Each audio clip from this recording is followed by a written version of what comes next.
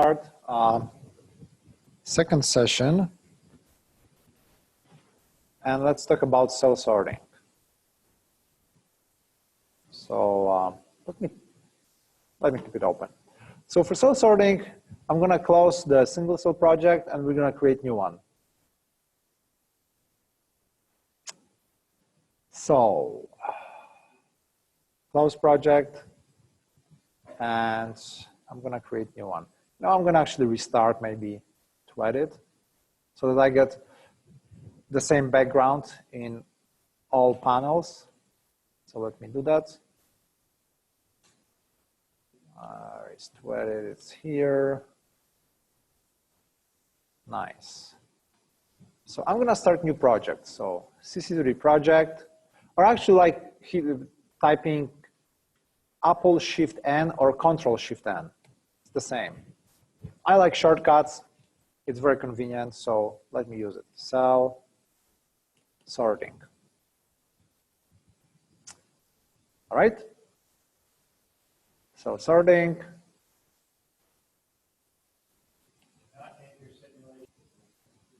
All right. So create simulation. We're going to stick with the default choices here. And yeah, that looks good. Custom layout is this PIF file. We'll talk about it. We'll get there. Blob, circular blob. Okay, so let's use blob, fine. That actually works better for cell sorting. It doesn't matter, either one is fine.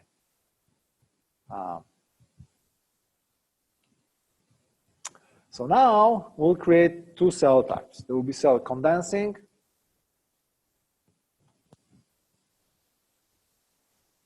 and non-condensing.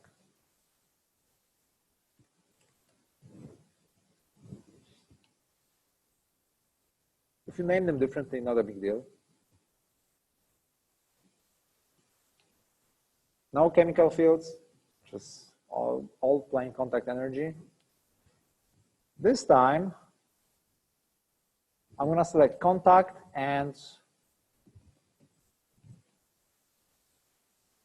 you know what? I don't know, let's pick those guys. Volume local flags. Or actually, sorry, this one, volume flags. Doesn't matter really. It's a question where you want to be specifying volume constraints. In XML for all cells of given type, or in Python for individual cells.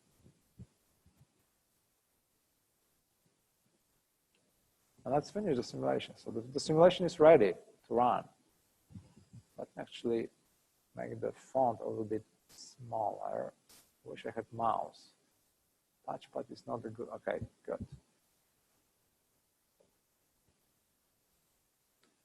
So notice, while we have our simulation set up, we have two cell types. The target volume is 50, and lambda volume is 2 for both cell types. The interesting thing takes place in this contact energy matrix.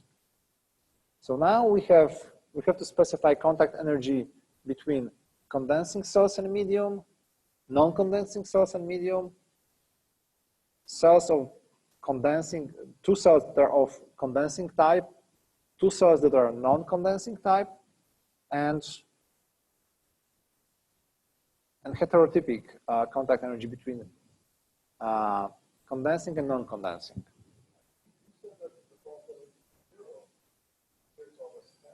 Oh, default energy, if you don't specify here, it's 0, I think.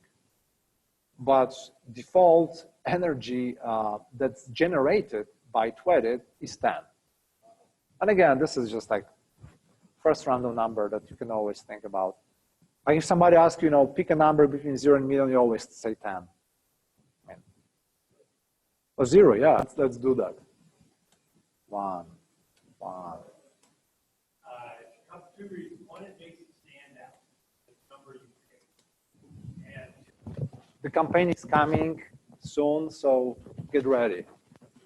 Generally Yes. Going to pick a random parameter, pick a number that's not an integer. Instead of doing 1 or 10, do 10.1. Makes the number stand out in your code. It reminds you that you arbitrarily picked that number. And also sometimes we'll avoid strange mathematical uniqueness for numbers like 1. And definitely rename your simulation to be not new simulation. That's the default, right? Correct. Yeah, that's right. New simulation followed by a random number. All right, so You mentioned debug frequency and other stuff that's in metadata. I will. Right. We'll get there. So we have blob initializer. I think the simulation is ready to run. Right? So essentially, the only modification I did from the simulation that it was originally, I put this .1. All right, so let me start the simulation, see how it looks. Oh, wow. I better actually load the proper one. So open. Actually, no. Open, and I think my simulations are here. CCVD 4.0, cell sorting. And let's play. So this is my simulation. So this is the initial condition. Let me zoom in. Let me actually make this window a little bit bigger. And we're gonna try, oh, I have to click here, sorry. So that's my initial condition.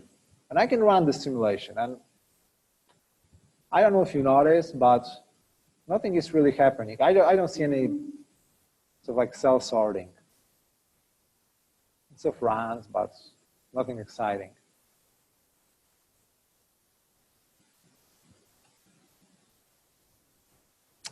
So what's wrong? Why cells? Because essentially what I want cells of one type, I don't know which one, it's up to us, condensing cells, to get together and be surrounded by non-condensing, right? So I don't want to have this type of, patchy pattern where green cells are interleaved with blue cells. So what do I need to do?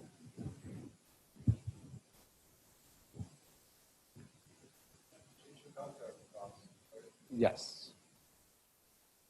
So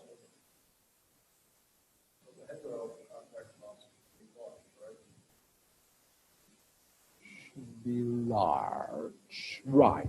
Exactly. So between condensing and non-condensing should be large. So let's put it at, let's put this at 16. So contact with medium, between medium cells and medium cell and other cell types is 16. Contact between this guy is, let's say, 15. So contact between condensing and non-condensing is 15. And contact between condensing and condensing, let's say at 2.1. And this one, let's leave like this.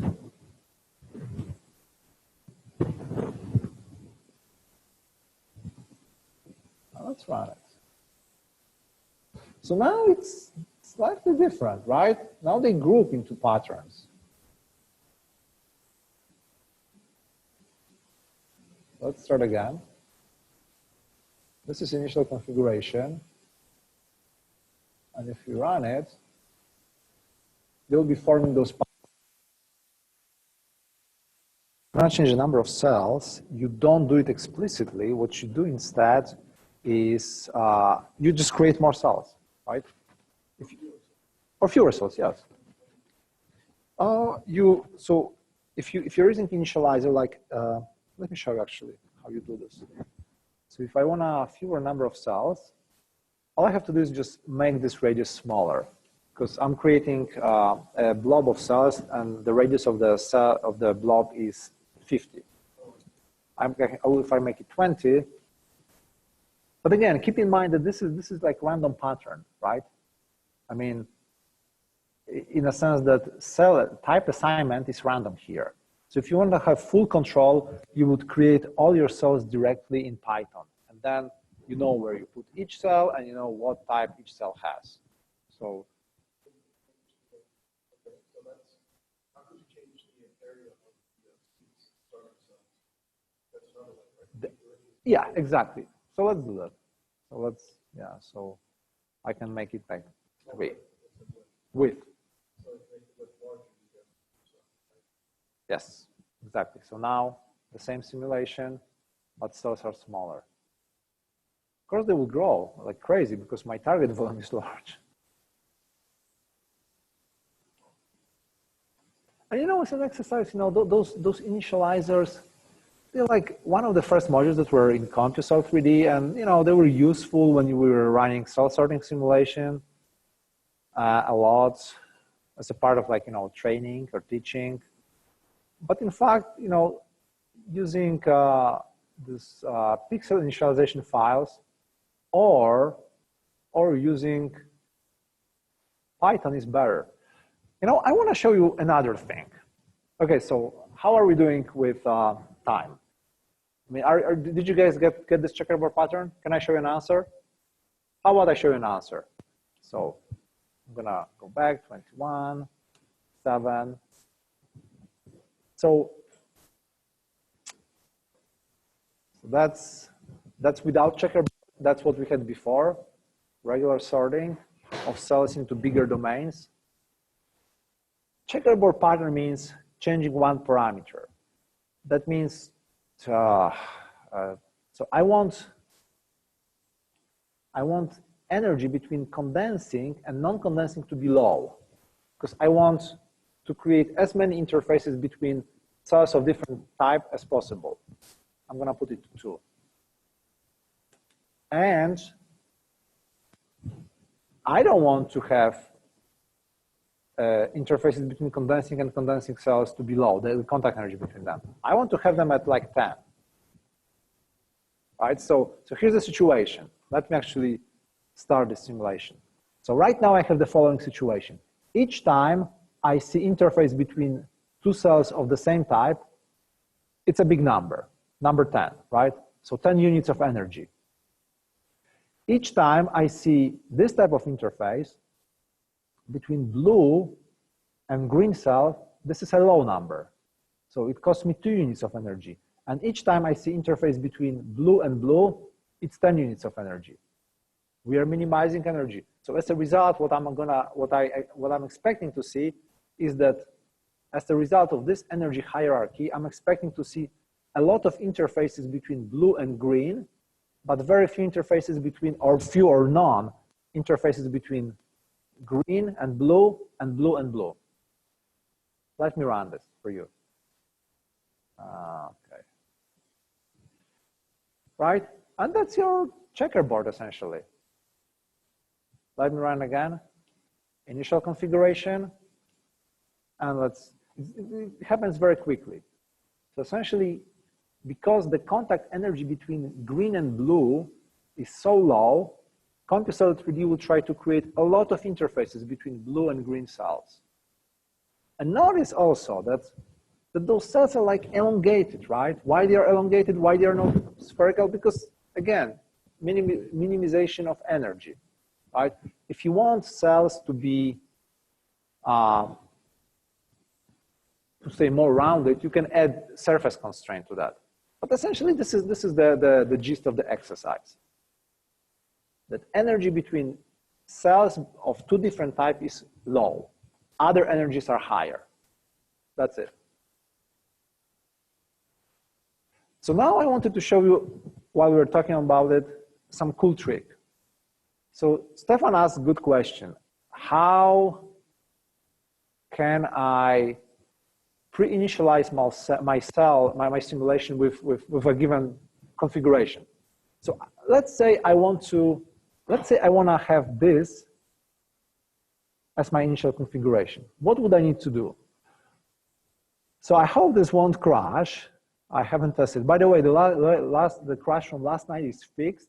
I will build binaries and post them maybe tonight. But this is what I would do. I would go to tools in the player, and I would say, I would choose create PIF file from current snapshot. That's the PIF file, and we're gonna talk about it right now. And you know what? I'm gonna actually save it here. I'm gonna save this guy in here. So I will say initial configuration. Now I don't know, and I don't remember if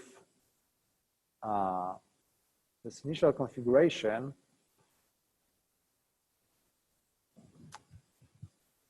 demo one, sorry, projects. If this initial configuration, if it gets, oh, so I didn't have to specify PIFF extension. That's free. So now let me open this PIFF file. And I'm gonna show you what it is, first of all. Hold on. That's how I do this. PIF. So it's a rather large file. Let me make the font a little bit smaller on this guy. And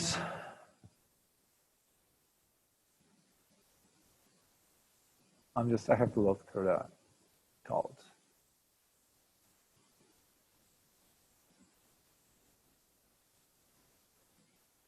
So here's the syntax. First line specifies cell ID.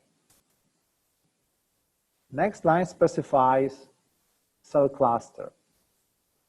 Pretend that the second line the number in the row does not exist for now. We'll talk about cluster soon. But the next line element is type of the cell. So you have condensing, non-condensing, right? So it's like written verbatim. Next lines are xmin, xmax, xmin, xmax, ymin, ymax, zmin, zmax. So those are coordinate of pixels. So in other words, if I have square cell, I could say that this square cell begins at 118 and goes to 130, right? But because my cells are not really squares, they're just domains, and the most generic form is just to list every pixel. This exporter will just treat will just specify every pixel. So what it does, in fact, it specifies every single pixel. So cell ID 2 has 1, 2, 3, 4, 5, 6, 7, 8, 9, and so on pixels. So we essentially specify those pixels. Does that make sense? So now let me show you. So it is wasteful file. It's very verbose, and indeed we can simplify it. And actually, not so much. I'm not worried so much about space. There are many things that are annoying. Number one, it's a text file. It's very repetitive.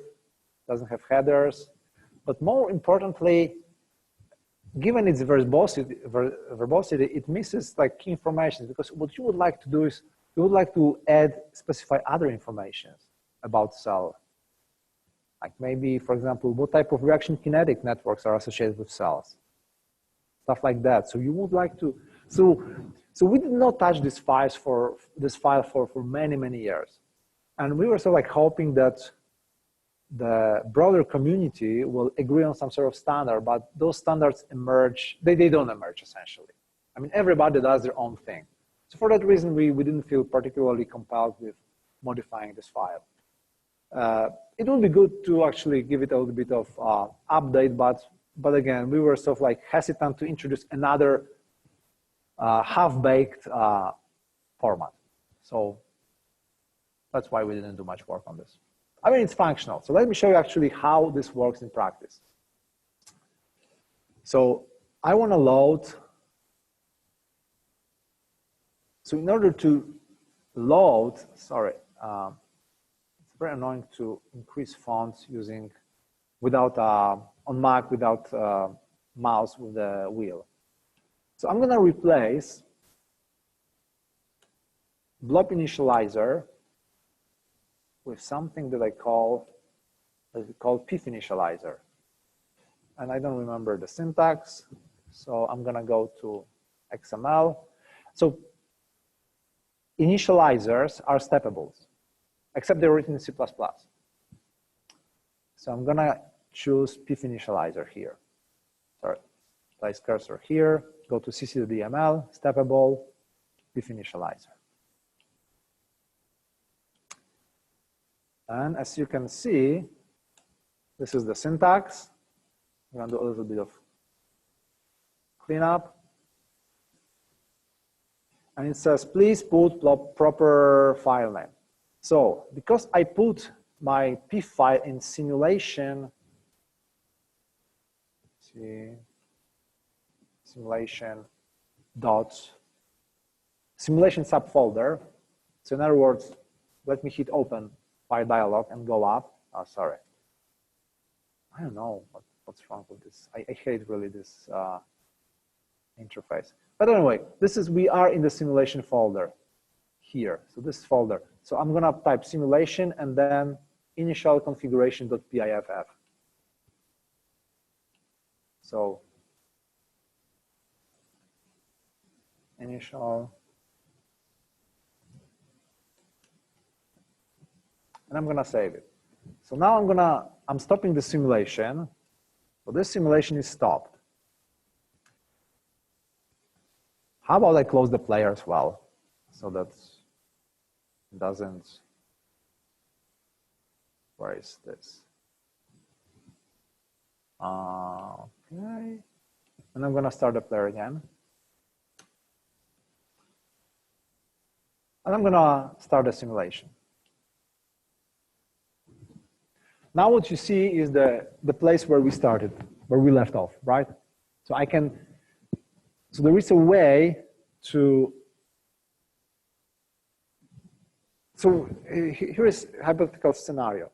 Let's say you're running tumor growth simulation and it takes half a day for you on a single computer to get to a configuration from which you want to start exploring different parameters, right? So you have two choices. You can run 100 simulations where each simulation takes half a day to get to a point where you start changing parameters. Or what you can do, you can run one simulation, save initial configuration, and load it, preload it, and then start exploring parameters so that you don't waste much computational time. And this is one scenario. I want to show you one more thing, a few more things actually. And I'll give you one simple exercise next. But let's start with the suggestion that Stefan made a while ago. I see. The steps, let's write it as, what is it, like 1 e to the 5. So 100,000 steps. Let's see if it works. I don't know. What is this? That's bad. Stefan, you should be a hacker. Just quit your job. I wonder if this is really, this is interesting. This is fascinating.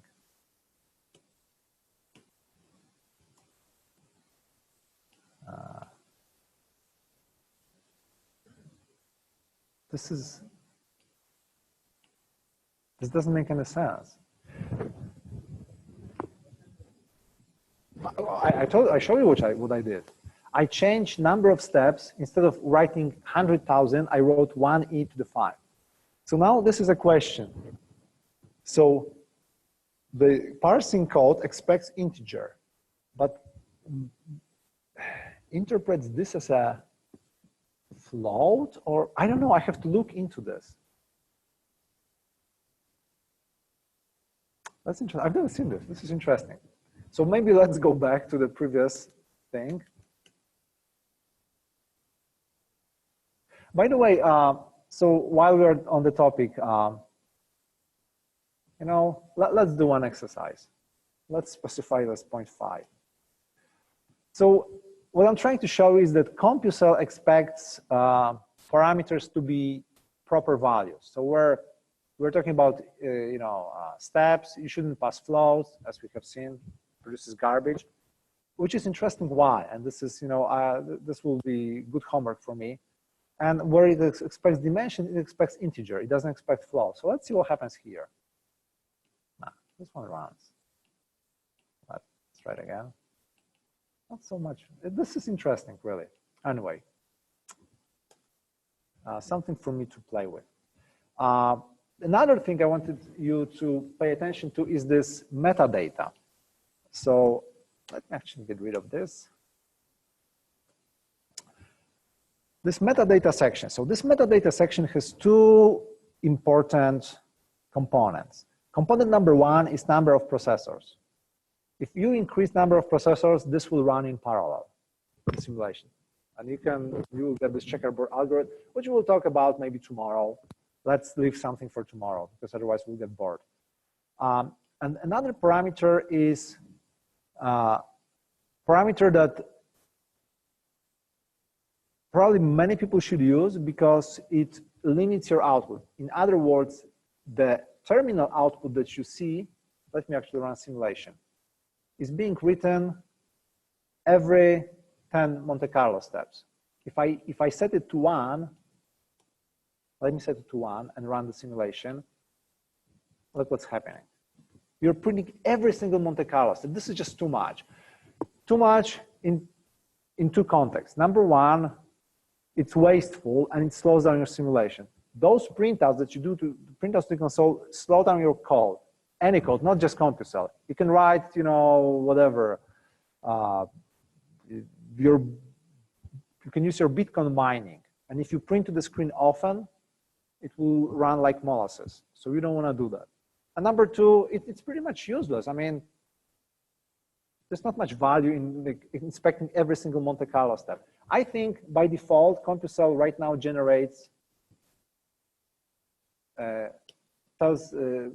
outputs stats every 10 Monte Carlo steps, but it's perfectly fine to do, I don't know, every 100 Monte Carlo steps.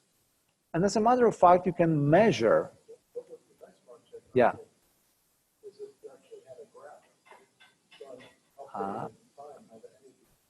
And we can do that. And actually, we'll ask Gilberto to do. Actually, you know what? Gilberto will show you not only one graph, he will show you 50 graphs, because that's what he always does. And he, yes, exactly. Exactly. We talked about it, but he will actually show you more in the afternoon. And Julia will show you more.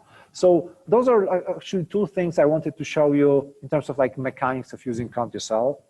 And let's do one exercise. Unless you have very compelling reason to update every Monte Carlo step screen, every Monte Carlo step, don't do that, because graphics, graphics is slow. Displaying graphics is slow. So, as a matter of fact, you can, if you run CompuCell simulation in text-only mode, it runs way, way faster than with the player. So this is another thing. But the player is useful. I mean, it just it makes life so much easier. Most, or I shouldn't say most, but many programming modeling environments will actually give you text or console-based tools. So you run them, you generate big data files, and then you run visualization. And this is okay, but it's not. It doesn't give you this real-time experience. Here, when you click something, you see the cells are fragmenting. You know that something is wrong. You don't wait, half an hour for that to take place. To notice that, sorry. So last simulation, oh, yeah. Yes. Yeah, so let me show actually. So right now I'm updating every 10 Monte Carlo steps. I'm gonna go here, output, and I'm gonna change it to every 100 Monte Carlo steps. Why did it crash? You can see that this is another thing I should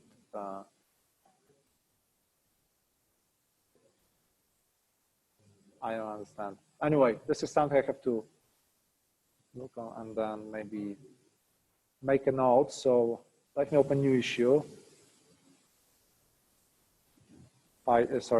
Player. Shows changing frequency in the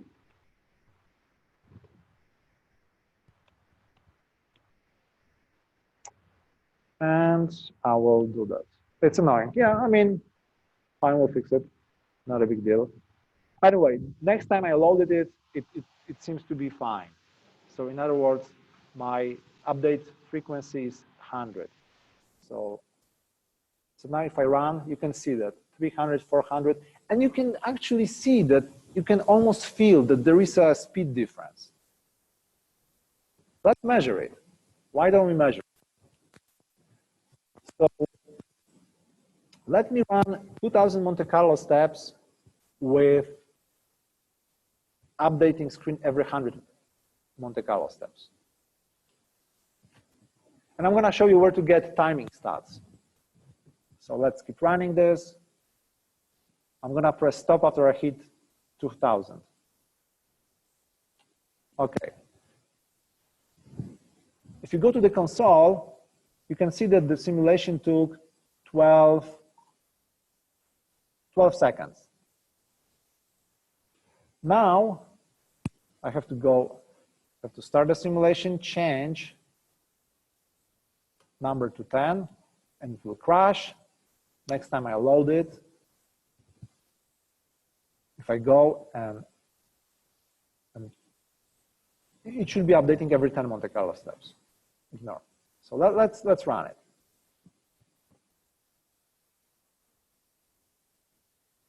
And let's see how long it will take this time. I already, I know that it will be probably twice, at least twice as long. But we'll see, I don't know exact number. So previously it was 12 seconds, now, okay, 21 seconds. So that's what you get. And if you update every single Monte Carlo step, well, here comes the crash. Let me run it again. Every single Monte Carlo steps. This will be painful.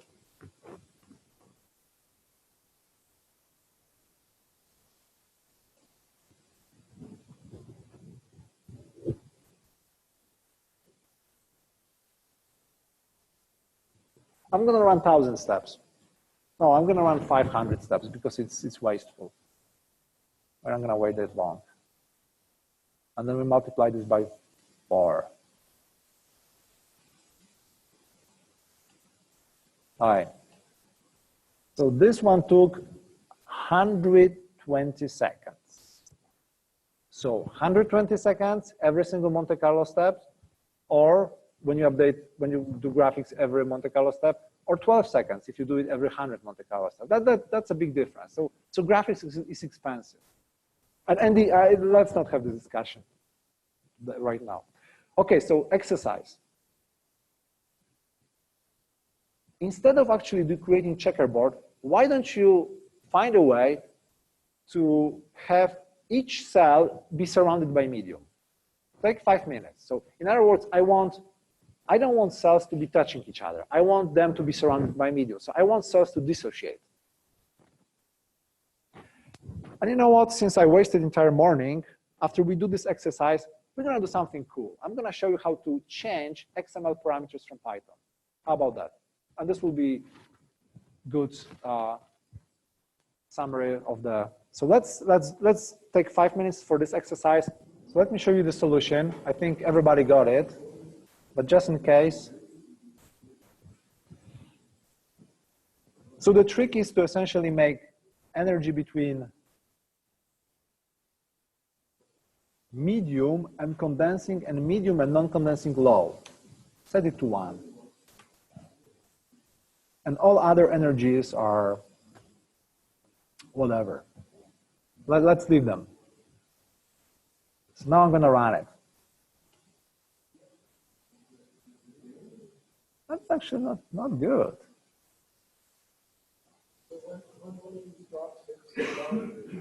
Yes. the cells, hits the boundary. What happens then? Yeah. So this is No flux condition, right? yes. So this is very good question. So when cell hits boundary, so there is a boundary energy with the wall, and it's implicitly zero. That means that they love sticking. Once they hit the boundary, they stick, they spread. So this is something you don't want. So there are ways to deal with that. No, you can, but how about something nicer? So I'm actually right. So we got this exercise now. What Stefan is saying is like, how do we deal with the boundary? So what I like doing is I actually like introducing new cell type, wall. Okay, that's how I'm gonna do this. I'm gonna insert new cell type plugin.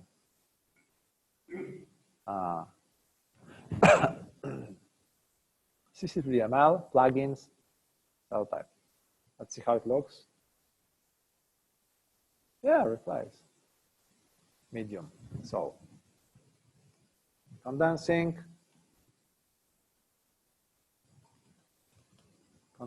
add, and wall.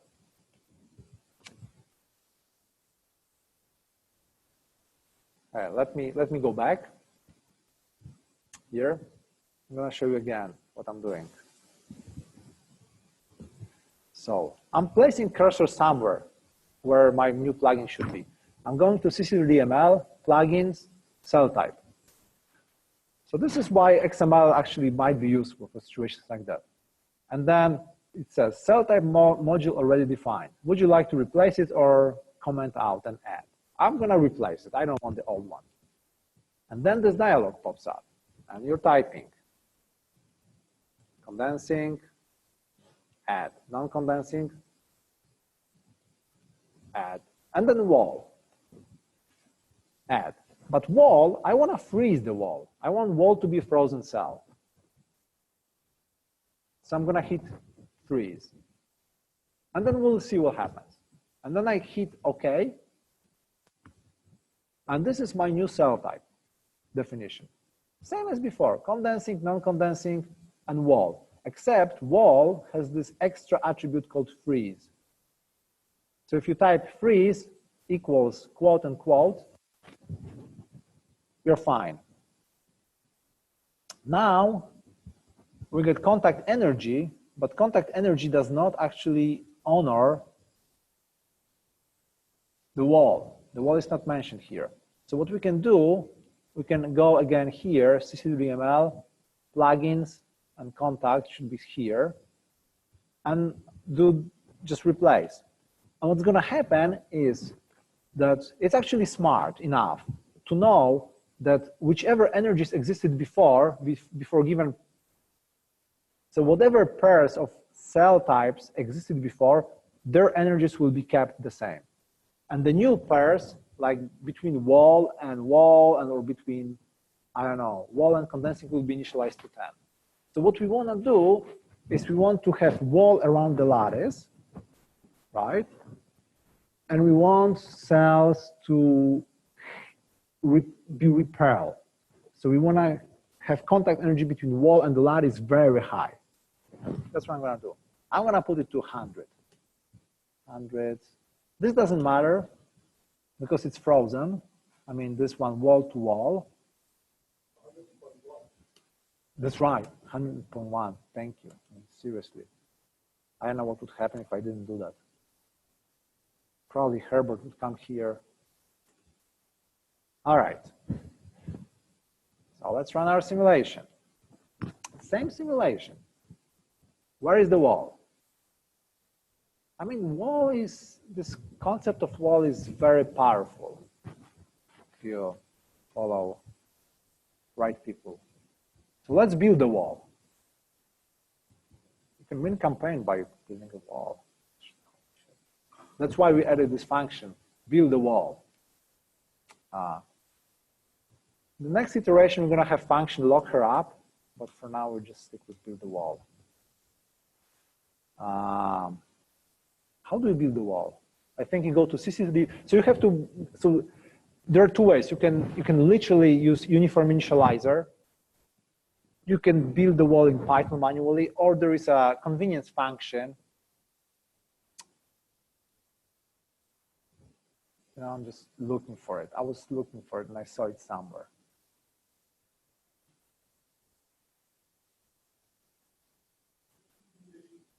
Simulation, there you go. Util, no, where is it? Python utilities? No, where is it? I saw it somewhere. Simulation. Build wall, yes, thank you. And then wall.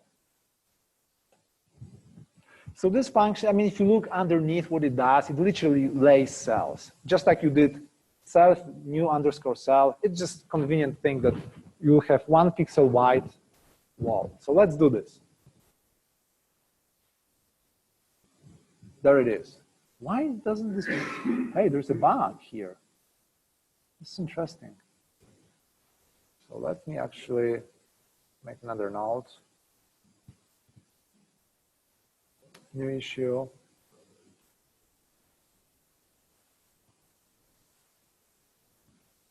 Wall.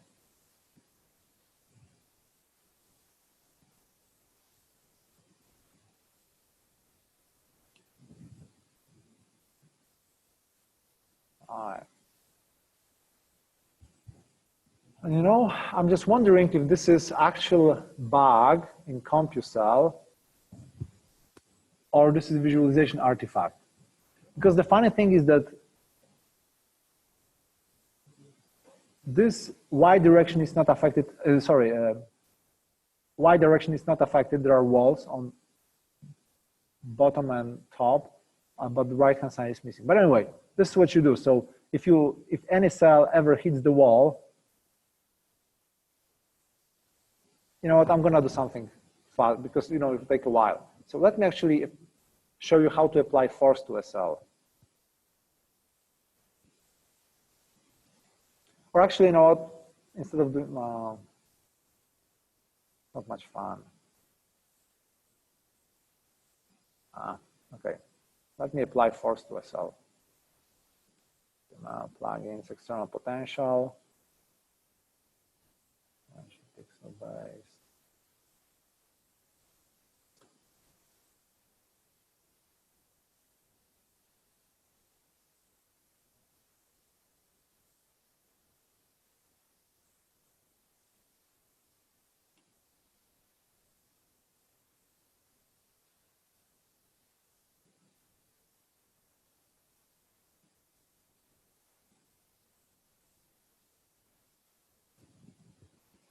Self. And this is interesting what should be here. Sorry, self.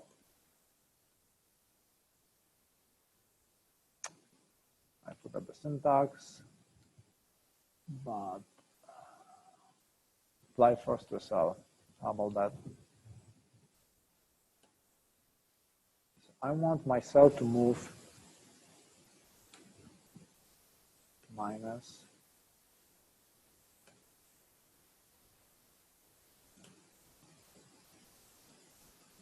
You don't have to do this. I mean, I'm just showing you. But essentially, I'm applying force to a cell. So right now, the whole blob is moving. So every single cell has a force which points upwards. So it will take a little while. But we'll see what's going to happen once they hit this wall. So I suspect that they will not stick. But instead, they will aggregate along the wall. So see, let me actually zoom in. They are sticking, kind of, because of the force. I should turn off the force. So the way to do this is, okay, let me do it like that. Let's wait a little bit. What I'm gonna do, I'm gonna pause it Tools, generate snapshot. I'm going to start with that snapshot. Initial configuration, save, replace, great. So now I'm starting with that configuration, but okay, I have to turn off the force. No. Yes. Why? Okay, hold on. One more issue.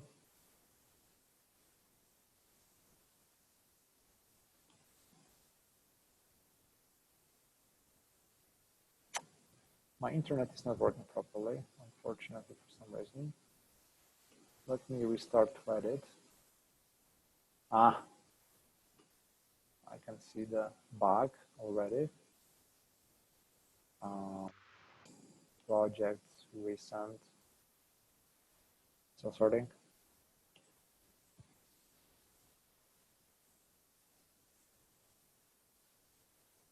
All right, so I'm going to comment out this whole thing.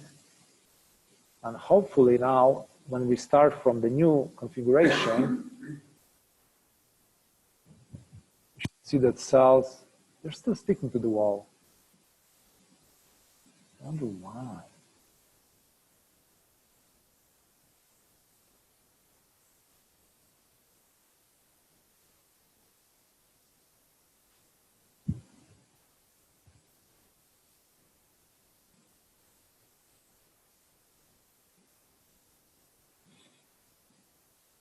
Wall 101.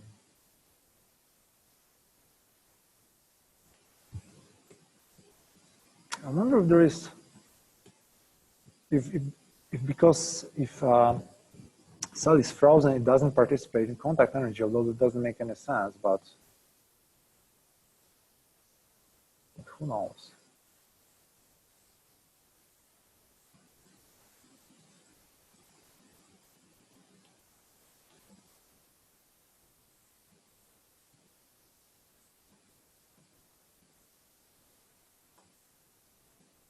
It's really interesting.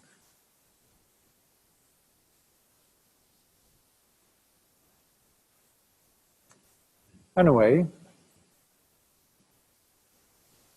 I think I have to look into the reason why this particular thing doesn't work. A little bit puzzling to me. Why cells stick to the wall when they should not? Doesn't make sense. Anyway, maybe we should move on, and maybe I should teach you and show you how to change XML parameters on the fly in Python. That might actually be a useful exercise. So I don't remember again how to do this, and I'm doing this on purpose, saying that I don't remember. I want to show you like what you do if you have tasks like this. I want to change XML parameters in Python, but I don't know how to start. So this is what you do. Go to CompuServe 3D. You go to manuals. And for some reason, it's really slow, the internet. And you choose Python scripting manual online. And then once you get redirected, you will look for the word steering. So changing parameters on the fly is referred to as steering. So I'm going to type steering. Okay.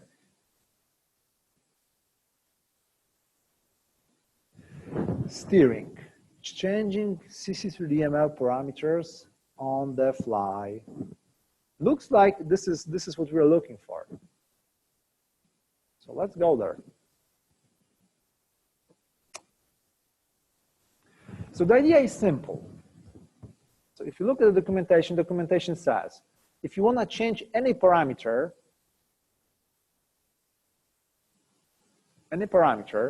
all you have to do is place ID element. So each XML element should get ID attribute. An ID attribute looks like this. You just type ID equals, and in quotes, you give it a label. Right? So depending if you want to change, so what we want to be changing, we want to be changing contact energies on the fly.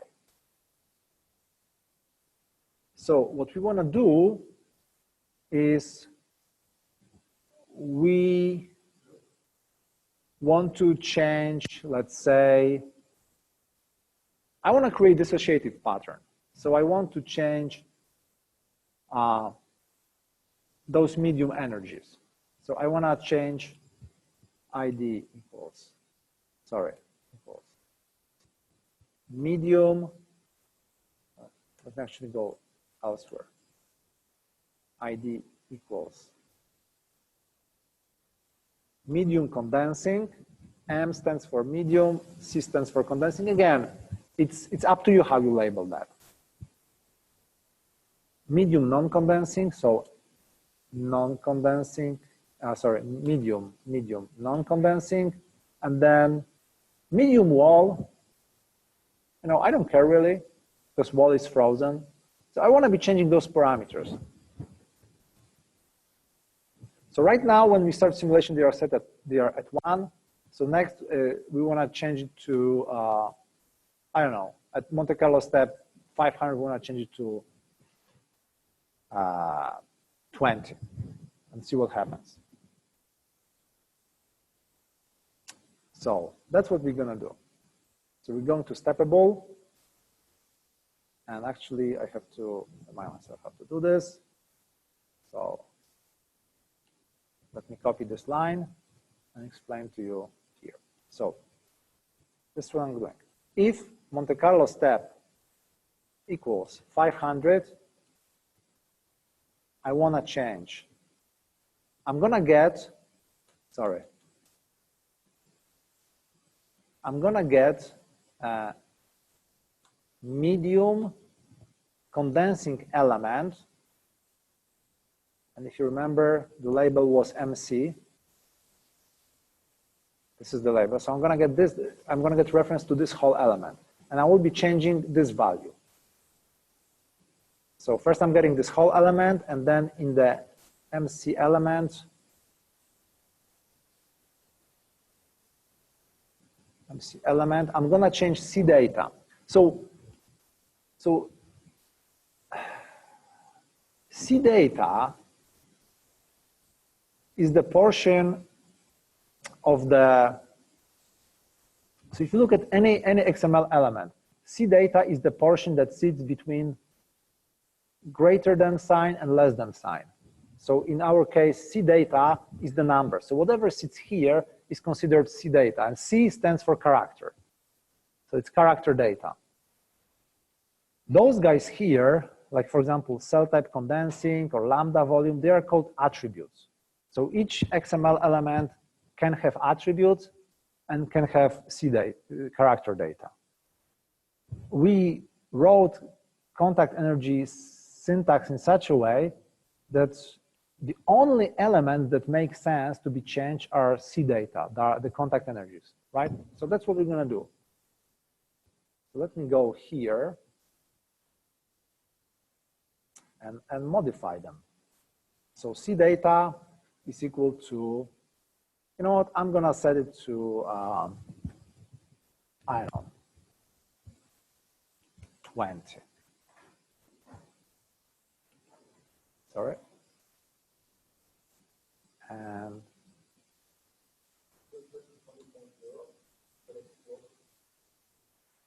no.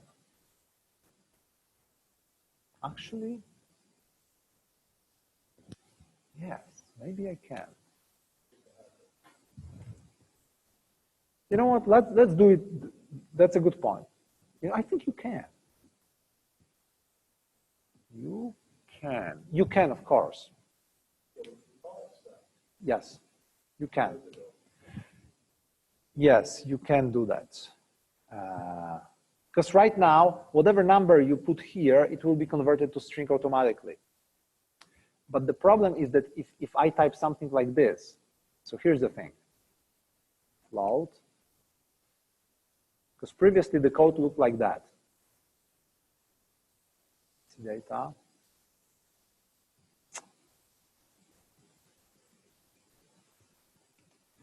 So I had to use float. Why? Because C data is a string. So in order to increase the number that's represented by string by 1, I have to first convert it to a number and then increase.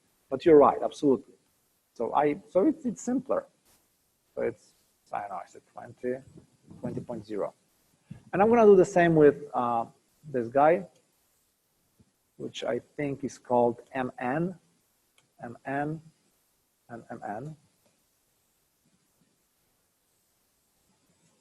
And maybe I will actually, I'm not going to wait 500 Monte Carlo steps, I'll do it sooner. Well, let's run the simulation. So it's slow because this. So now the situation changed. Have you noticed this transition? Or you haven't noticed that? Let's try it again. So this is my original simulation. Notice that cells are dispersed. There are gaps of medium. Like if you look closely, there are those islands of medium in between cellular patterns. And what I'm doing actually at Monte Carlo 1, right now, those islands disappear. So there's one island here, it will disappear because I'm increasing the contact energy between medium and cells. So I'm eliminating as many boundaries between medium and cells as possible. And you can see this here, even though it's sort of like very subtle, or maybe it's not actually subtle. It's maybe not super easily observable, but there is a difference, right? So now you can see how you can change XML parameters from Python. And it's very simple. So again, to rehash what we talked about, identify which element you want to change and give it a unique label, right? The labels have to be unique. In Python code, get the element using self get XML element and specify a label. This gets you element. And then you can change attributes of this element or CData. Here we're changing CData. Maybe later on we'll do experiment. We'll change what shall we call it? Attributes. And I think this is enough for now.